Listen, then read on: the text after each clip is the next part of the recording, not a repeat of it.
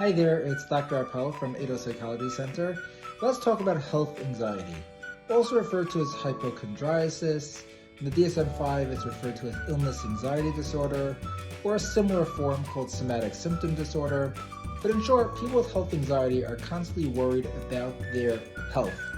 Sometimes they're worried that they have a particular illness, or that they might contract an illness, or they have certain symptoms that they then interpret as being symptoms of an illness, and they therefore may have an urge to either be care-seeking, meaning seeking care, going to doctors, taking tests, or care-avoidant, being afraid of doctors or afraid of taking tests because they are so concerned of what the test might show that they just don't want to hear the bad news.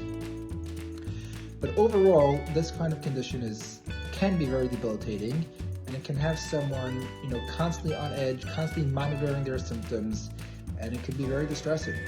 This is sometimes confused with or similar to, in certain ways, panic disorder, where someone's afraid of panic attacks. But the difference is in panic disorder and panic attacks, someone experiences a strong surge of feel like their body's just going out of whack. It's the fight or flight response.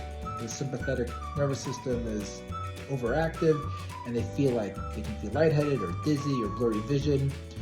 But usually during the panic attack, they're afraid that they're dying, they're going crazy. But once the panic attack is over, they're like, wow, that was like a really intense panic attack. And then they move on with their life, and they're just afraid of the next panic attack.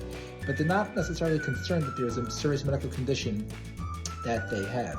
Whereas in health anxiety, or hypochondriasis, illness anxiety, somatic symptom disorder, there is usually a concern that they actually have some kind of disease or some kind of illness, and they can't stop thinking about it. So they may be Googling or asking ChatGPT or going to doctors, and without getting any solid relief, because you never know, and your body's going to constantly give you all different kind of symptoms, in the normal day-to-day life, which most people ignore.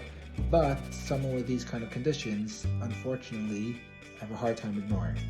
Fortunately, in addition to medication options, there's also evidence-based cognitive behavioral therapy that can help with this condition, to help you learn how to decrease your behavioral compulsions or reassurance-seeking, to learn how to not engage in cognitive distortions or catastrophizing.